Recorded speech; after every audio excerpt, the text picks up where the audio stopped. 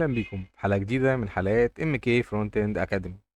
النهارده مع بعض هنشتغل على حاجه مهمه جدا. وهي البوزيشن ده عندنا منه اكتر من شكل. عايزين نفهم كل شكل بيتحرك ازاي، وايه هي الصفات بتاعه كل اتريبيوت ك سي اس اس بوزيشن. طيب، تعالى نبدا مع بعض الشغل. نقول بسم الله. بكل بساطه احنا لما جينا بدانا دلوقتي الشغل بتاعنا، مجرد ان احنا عملنا اتنين ديف، واحده اسمها بيرنت وواحده اسمها child. ادي البيرنت وادي التشايلد، ما اديناش اي ستايلات ليهم ولا اي حاجه. خلاص. طيب تعالى كده نبدا مع بعض. ادي دوت بيرنت. حاولوا انت الجراوند بتاعتك مثلا كمثال اكوا. الهايت 350، الويتس 350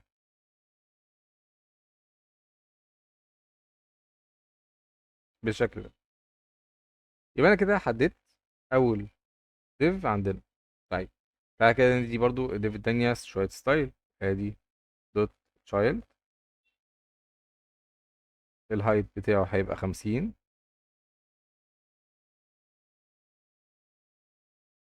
الويتس 50، ونديله باك جراوند كولر ونخليه مثلا براون بالشكل ده. يبقى انا كده عندي ديف البيرنت كبيره اللي هي الاكوا، والديف الصغيره هي البراون. تمام كده. طيب، كل اللي انا عايز ابدا اعمله البوزيشن ده بيعمل لي ايه، او ايه الاستفاده بيه؟ بيخليني اقدر اتحكم في مكان العنصر، واتحكم فيه تحكم كامل، سواء كان من التوب او من الرايت او من البوتوم. اي حاجه من الحاجات دي كلها اقدر اشتغل عليها من خلال البوزيشن. طيب، هو اصلا الاساس في البوزيشن ايه؟ يعني لو جيت دلوقتي كتبت كلمه بوزيشن وخليت البوزيشن ده حاجه اسمها ستاتيك. ستاتيك هو النظام الاساسي اللي عليه ستاتيك، يعني عادي تحكم من خلال العناصر اللي حواليه وهو موجود جواهم، مفيش اي اختلاف.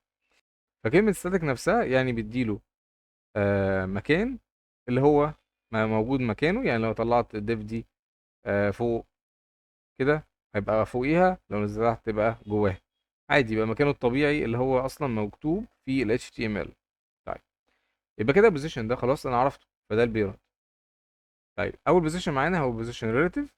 ريلاتيف ده معناه ان هو اقدر اتحكم فيه على الصفحه كلها، يعني اقدر اطلعه اليمين او الشمال خلال الصفحه بتاعتي كامله، مفيش مشكله فيه.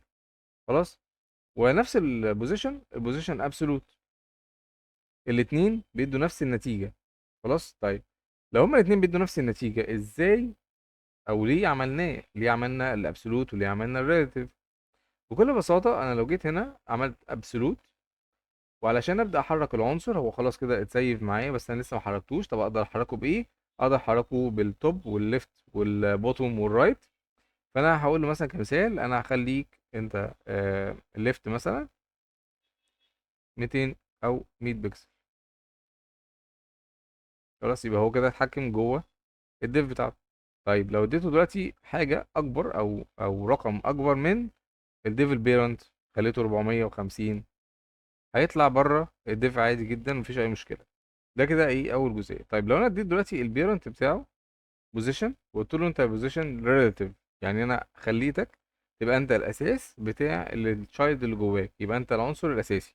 طيب، هل في حاجه اتغيرت؟ قال لك لا. طب في حين ان انا دلوقتي لو جيت عملت الاوفر فلو هيدن، والخاصيه دي بتمنع ان في اي حاجه تظهر بره الديف، سواء لو كانت اخده بوزيشن اكبر منها. خلاص. فلو جيت عملت سيف، ايه اللي هيحصل؟ الديف اللي هي التشايلد مش هتظهر معايا، بس هي موجوده. ادي الانسبكتور بتاعي، ادي الديف، وادي بص هنا عامل لك ايه، مظلل لك عليه، قال لك التشايلد اهو موجود والبوزيشن بتاعه موجود، بس هو مش ظاهر علشان انا مدي البيرنت اوفر فلو هيدن. طيب، لو جيت دلوقتي لغيت البوزيشن ريلاتيف ده وسبت الاوفر فلو هيدن ودوست سيف، ايه اللي هيحصل؟ الديف اللي هي التشايلد هتظهر عادي، لان هي مش مرتبطه خالص بالبيرنت. خلاص. فدي اول خاصيه من خصائص البوزيشن، اللي هو بوزيشن ريلاتيف وبوزيشن ابسولوت. الاتنين دول انا عايز اقول لك ان هم اكتر استخداما في كل حاجه بنشتغل عليها. اي عنصر عايز تتحكم فيه وتحركه من مكانه، تقدر تشتغل على الجزئيه دي. خلاص. فدايما اهتم ان انت تبقى عارف ان انت بتدي البيرنت بوزيشن ريلاتيف، والتشايلد بوزيشن ابسولوت، وتحكم في التشايلد من خلال الليفت والرايت. كمثال ممكن اقول له مثلا البوتوم 0، فده هيبقى هنا. تمام. فانا اتحكمت في التشايلد وخليته يتحرك جوه البيرنت بتاعه. خلاص. وكذلك برضو لو جيت عملته دلوقتي ادي رايت 0، هيبقى في الناحيه دي. انا كده عرفت اتحكم فيه بس جوه الديف البيرنت بتاعتي. طيب، من انواع برضو البوزيشنز التانية اللي هو بوزيشن ستيكي وبوزيشن فيكسد، ودول الاتنين ليهم شغلانه مختلف خالص، هنشرحهم دلوقتي في الجزء التاني من المحاضره. يبقى كده فاضل لنا الاتنين بوزيشن دول اللي هو الفيكسد والستيكي. تعالى كده نشرحهم باختصار. تعالى نلغي الاتنين ديف دول، وهعمل ديف واحده بس، وهخليها مثلا كمثال واديها كلاس، خليها ناف. خلاص. وهاجي هنا وادي دوت ناف، هقول له مثلا انت باك جراوند بتاعتك اكوا زي ما هي، الويتس بتاعك 100%، انا عايز اديله ويتس كامل، والهايت هديله مثلا 50 بكسل. تمام. طيب، علشان اقدر اتحكم في الجزء ده هديله بوزيشن فيكسد. فيكسد يعني ثابت فوق ما بيتحركش. خلاص. طب انا عايز اتاكد هل هو فعلا بيتحرك ولا لا.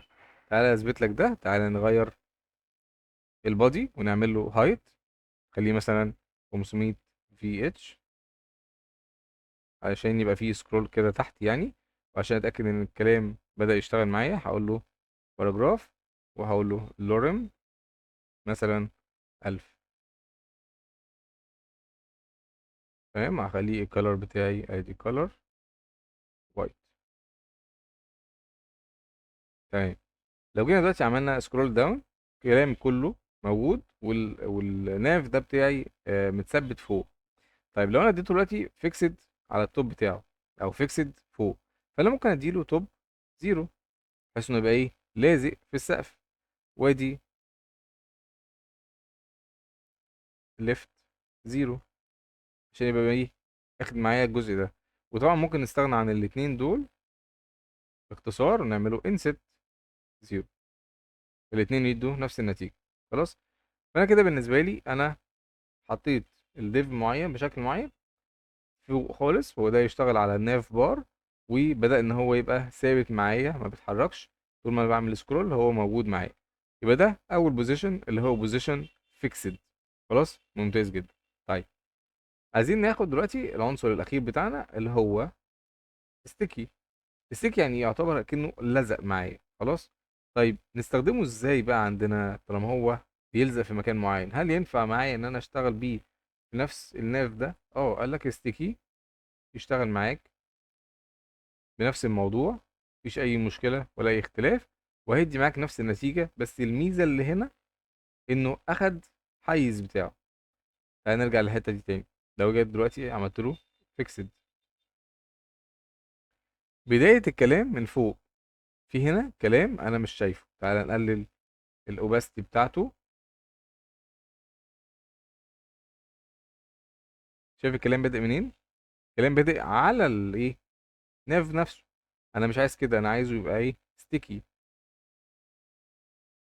ستيكي اخد بادنج من فوق وتحت، وبدأ يشتغل ان هو يثبت فعلا فوق، وادي شغال معايا عادي مفيش مشكله.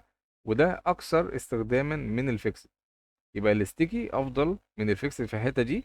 لو انا عايز اعمل له او مش هي طبعا مش هياخد الانسب بتاعه، لان انت لو مش عايز تثبته يعني. خلاص. فانا بالنسبه لي الستيكي الى حد ما افضل شويه من الفيكسد في الحته دي، ولكن يعيبه انه اخد البادنج جامد قوي من فوق ومن تحت. ممكن تبقى مش حابب الحركه دي وعايزه يبقى من اول صفحه لحد اخرها، وده هيبقى مش ميزه معاك في النقطه دي. خلاص. فدول النقطتين الوحيدين في الفيكسد والستيكي. طيب، خلينا ناخد برضو مثال كمان عشان نفهم اكتر الموضوع ده. لكن هنعمل ادي ديف، نضربها في 15، نكتب جواها مثلا كمثال هوم بالشكل ده. خلاص. وهنخلي واحده بس فيهم من النص كده مثلا، نديها كلاس ونسميه كي مين. خلاص. ممتاز. تعال بقى ناخد الديفات كلها ونديها شويه ستايلات. نديها مثلا باك جراوند كولر ونخليه مثلا باللون ده، ونعمل لك هايت مثلا 30 بكسل، عايزهم بس بعاد عن بعض شوية. ماشي، والويتس 30 برضو بكسل، خليه 100 بكسل عشان يبقى كان كبير مع بعض. ونعمل له مارجن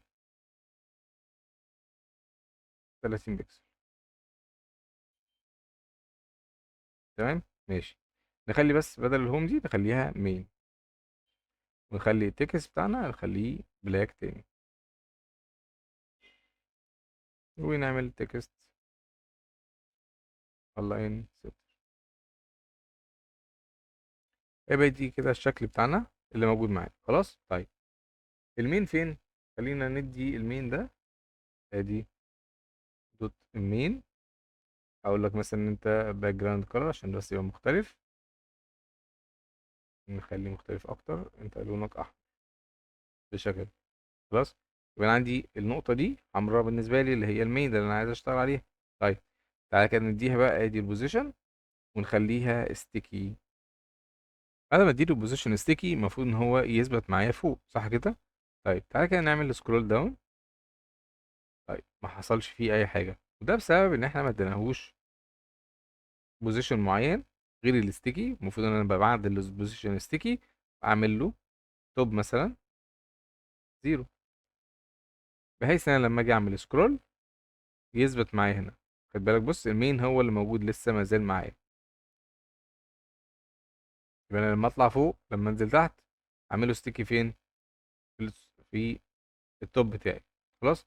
فده جزئيه ممكن تعملها لو انا عندي مثلا اكتر من سيكشن، وعايز كل مره السيكشن بتاعي يثبت معايا وانا اعمل سكرول على الحاجات التانية، فده هيبقى مميز جدا معايا زيه زي الناف بار بالظبط. خلاص.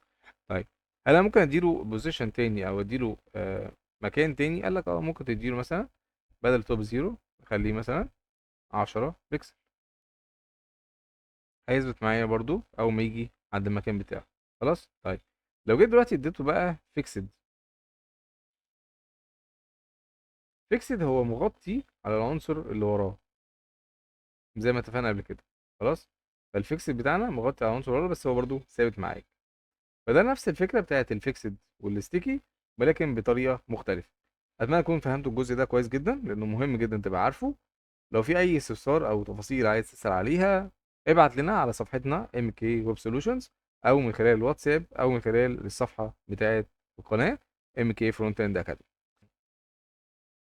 وفي نهاية حلقتنا كان معاك محمد صالح من MK Frontend Academy. ما تنساش تشترك في القناة وتتابعنا عشان يوصلك كل جديد. شكرا جدا للمتابعة، مع السلامة.